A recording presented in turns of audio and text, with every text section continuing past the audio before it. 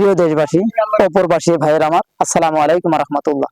আজকে আমরা খুলনা খানজাহালির মাজারে, এখানে যে মাজার আমরা জিয়ারত করার জন্য আসি, মূলত মাজার অলি আল্লাহ।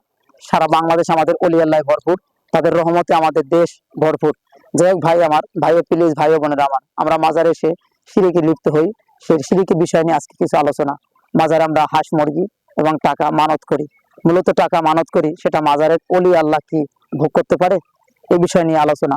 যে মাজারে হাঁস মুরগি এবং টাকা দেওয়া এবং সেজদা দেওয়া শিরিক, আমরা শিরিক থেকে বিরত থাকব এবং মুমিন মুসলমান ভাই ভাই আমরা শিরিক না করি, সে সে প্রসঙ্গটা নিয়ে সবার সাথে সবাই আলোচনা করব।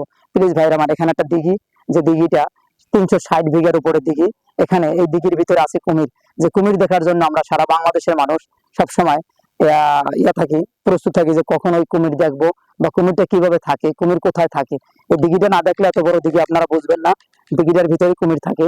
আজকে আপনাদের এই কুমির দেখানোর যে কুমির যে থাকে, যে দিঘিটা এত বড় দিঘি, যে কুমিরে মুরগি খায় অথবা হাঁস খেয়ে ফেলে, এটা আমরা অনেকে দূর দূরান্ত থেকে দেখার জন্য আসি। সে কুমির এই দিঘির ভিতরে থাকে, বিশাল দিঘি। আপনারা ক্যামেরায় ভিডিওতে না দেখলে বুঝবেন না, আপনাদের উদ্দেশ্যে দেখানোর জন্য এই ভিডিওটা মূলত।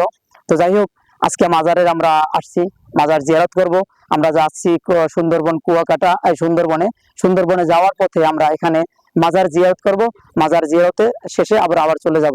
মাজার জিয়ারত বলতে মূলত আপনাদের বোঝাচ্ছি আমি এই, যে কোনো যাত্রাপথে উদ্দেশ্য রওনা হলে সে পাশে যদি মাজার থাকে, সে রাস্তার পাশে যদি মাজার থাকে, আমি আবারও কথাটা আপনাদের উদ্দেশ্যে বলতেছি, কোনো যাত্রাপথে কোনো দেশের উদ্দেশ্যে কোনো জেলার উদ্দেশ্যে রওনা হলে সেখানে যদি কাছে কোনো অলির মাজার থাকে, সেটা আপনারা জিয়ারত করবেন।